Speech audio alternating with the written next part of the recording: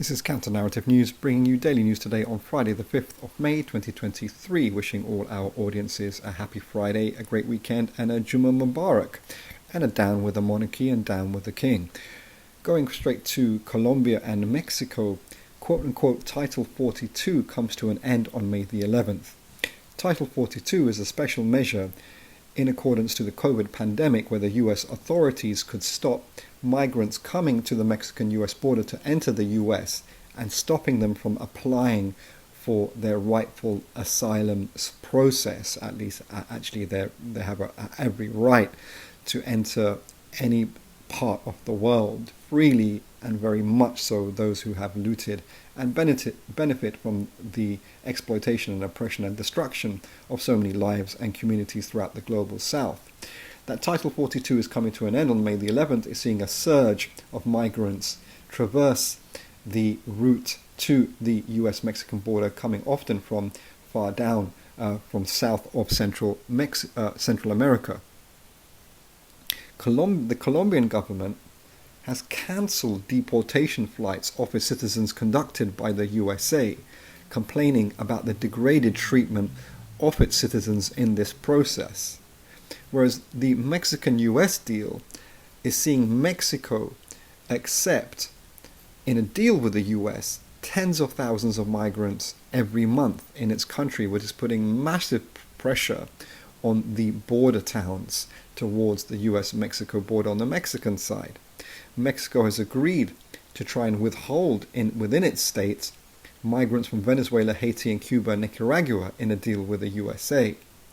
In general, migrant flows have increased in the last year from the previous year from 6 to 10 times, often resulting in great exploitation, abduction and violence, and worse, against migrants who take this route. Of course, people of the Americas, but also people of Asia and Africa and other regions, because they can travel visa-free to Quito, the capital of Ecuador, and then they traverse the very dangerous route in an attempt to get to the US-Mexico border. In South Kivu region, which borders Rwanda in the Democratic Republic of Congo, several hundred people have tragically died as a result of extraordinary amount of floods creating mudslides in their communities. The last time that such an event occurred of this nature and this extent was back in October 2014. DRC, of course, is a deliberately destabilized and impoverished country by global capitalist forces of both West and so-called quote-unquote East. This pertains to the lack of infrastructure that's able to deal with water management. The South Kivu region and much of Central Africa has a good amount of rainfall, which can be literally channeled and managed through some quite basic infrastructure impositions. But considering the poverty as a result of historical colonialism and modern neo-colonialism, these basic measures aren't met in a region which has too much water, and then going to other regions of the global south which doesn't have enough water and growing water scarcity, still water capture and retention can be developed in terms of helping for irrigation and animals and human beings. But again, the issue is one of political power and that classes that are in power at any given state. If the oppressed are in power, they will do policies that are in accordance and the benefit of the oppressed.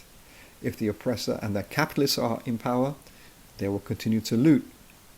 Finally, going to Cuba, we congratulate the Cubans for celebrating their International Workers' Day, the 1st of May celebrations, or May Day, 5 days late because of fuel shortages in the country.